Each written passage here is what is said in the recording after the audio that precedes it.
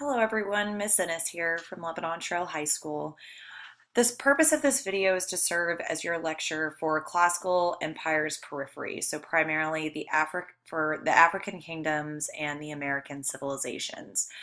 This is something that you want to make sure that you are watching at home and you are taking notes over to come into class next time prepared. I hope this doesn't take too terribly long. I'm going to try and hit the high points and go as quick as I can so that way I certainly don't bore you to death. So let's get started. So we know in our classical era that we have spoken immensely about a lot of our Western and our Eastern civilizations. So of course, Rome, Greece, Persia, India, and China.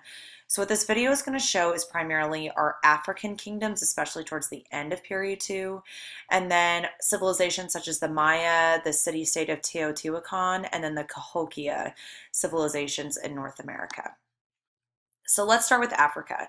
Primarily, I'm going to talk about the kingdom of Meroe and Axum here in modern-day Ethiopia, as well as the Bantu states and migration in Central to Southern Africa, and then the start of our Western African kingdoms. So starting with northern, kind of eastern Africa, two main kingdoms, the Meroe kingdom and then Axum, which is primarily modern-day Ethiopia kingdom. So starting with Meroe, primarily Meroe picked up where New Kingdom Egypt left off. They are located more so along the southern Nile River, more than in the northern Nile River where mainland Egypt is. But they really assimilated a lot from Egyptian culture. They were heavily influenced. They built similar pyramids that I'll show you here in a second. It was also a major center of trade between Europe and the east, primarily because its location along the river and it kind of served as a boundary line. Also because they assimilated a lot of trade uses, such as the use of camels, and this connected Western Africa and the Mediterranean and Indian Oceans. So Meroe itself, and this is a little bit better of a picture map, you can see here, and you can see the red are the trade routes and caravan routes here in Eastern Africa. They traded primarily gold and iron, and really it was located at the center of those trade routes. Really these Eastern African city-states connected, more so the rival ones down here, connected Meroe to the Indian Ocean trade network as well as Western Africa to the Indian Ocean trade network. So it really served as kind of a center for trade, primarily is what we need to be focused on. So here's an example of those pyramids that I was talking about. You can see that they are pretty similar to what was built in Egypt. These were built after, of course, the Great Pyramids of Egypt. But you can see the assimilation of the culture there and its similarity. There were some differences, but primarily very similar. So Axum itself is established in what is modern-day Ethiopia. Of course, a huge point of trade between the Romans, and you can see that kind of here, the red lines going up towards Europe, over towards the Indian Ocean, traded with both the Romans and the Indian empires. The other biggest thing to know here is that they spread Christianity. They were known for their Christian missionaries and spreading Christianity throughout the empire, as well as really creating those African Christian states.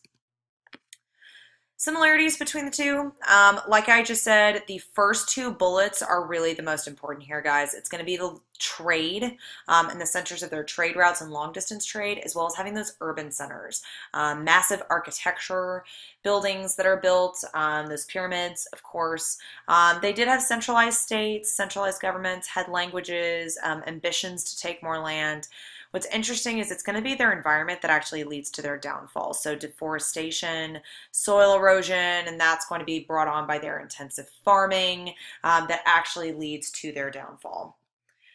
So towards the end of period 2 is really when our Western African kingdoms emerge. The city of Geno in Western Africa and the kingdom of Mali we'll later talk about, had no organized empire but still had a lot of control over its people, lots of job specialization, and we'll talk more next period primarily that these new empires emerge due to the trade, their location along the Niger River, and then the spread of Islam. We'll talk about there's the famous mosque, Djenne, there in the kingdoms of Ghana, Mali, and Songhai.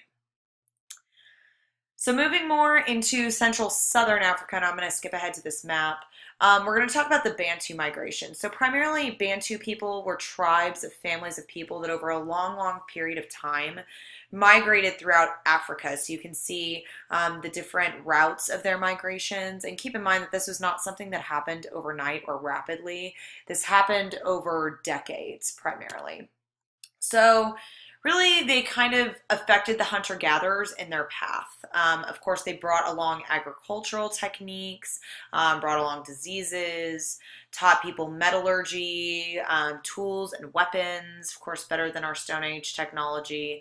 And because of all this stuff and the kind of takeoff of agriculture, the hunter-gatherer societies that were left in Africa at this time are really going to fade out primarily. Their agriculture was also affected as they migrated, so they changed foods depending on where they were at, what products grew better where, domesticated animals, and they also ate more wheat. They had products such as coconut, sugarcane, and bananas. So some cultural differences between the Bantu people and then the kingdoms we'll talk about, the Eastern Christian African kingdoms and the Western Islamic African kingdoms. Of course, the biggest thing is going to be, of course, that the Bantu are polytheistic, primarily animist, that we've discussed in class, whereas, of course, Christianity and Islam is a monotheistic or are monotheistic religions. They also have a continuous revelation instead of a fixed, which makes them different.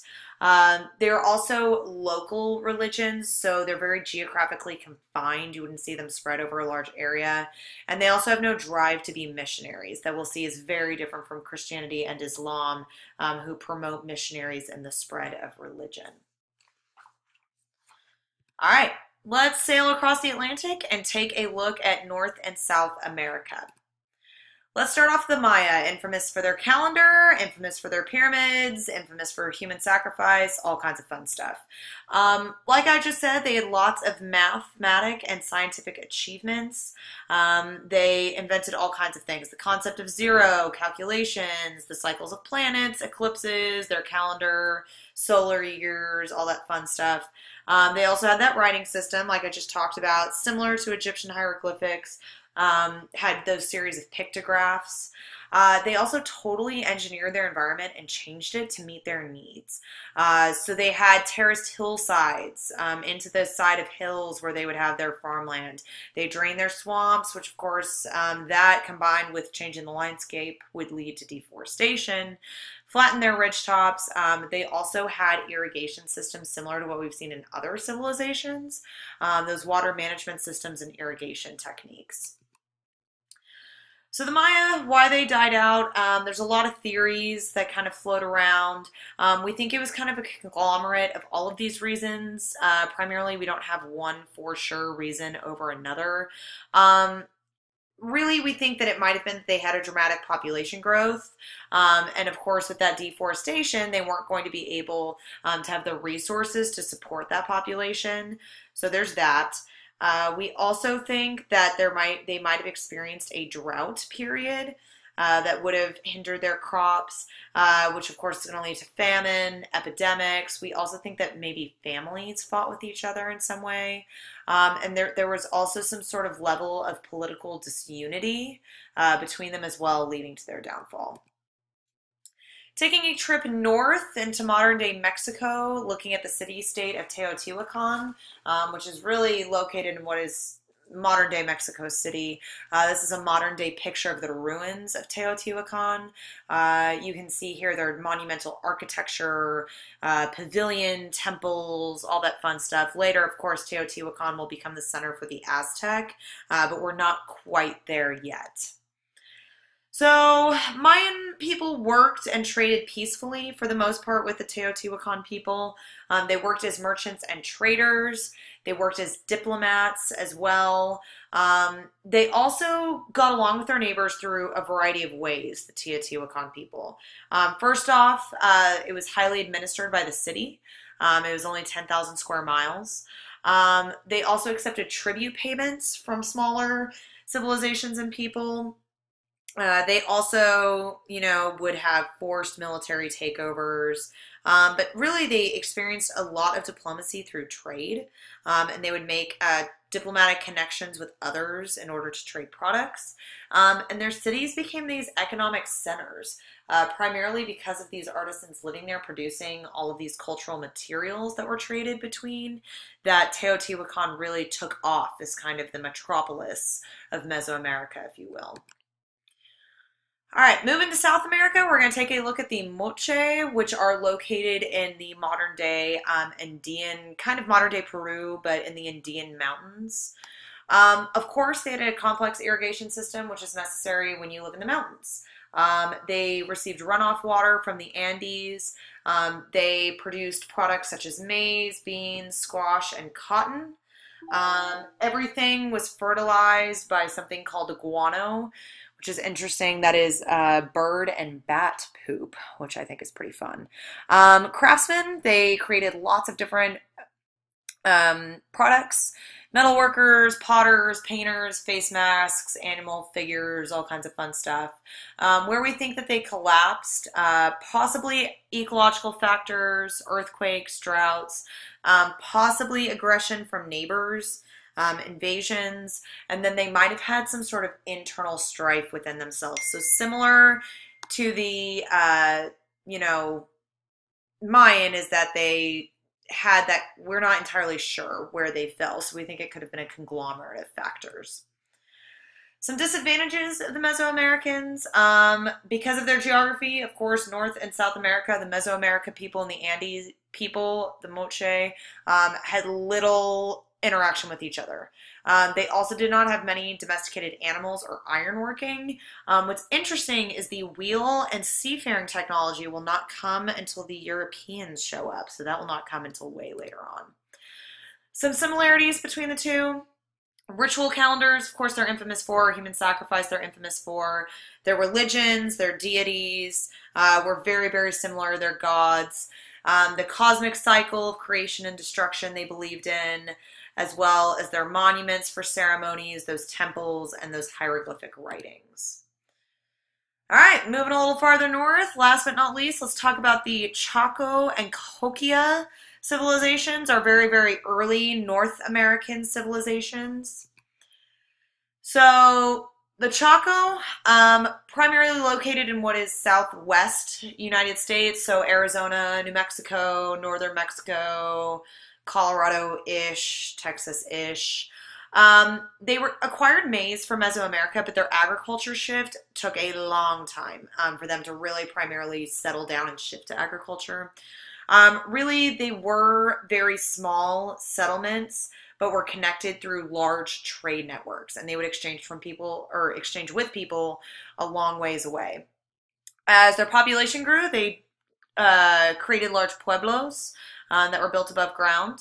They're known for their astronomy. They're known for the production of turquoise, both as jewelry and as tools.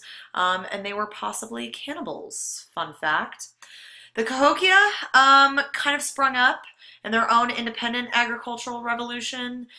They domesticated sunflowers, sumpweed, squash, artichoke.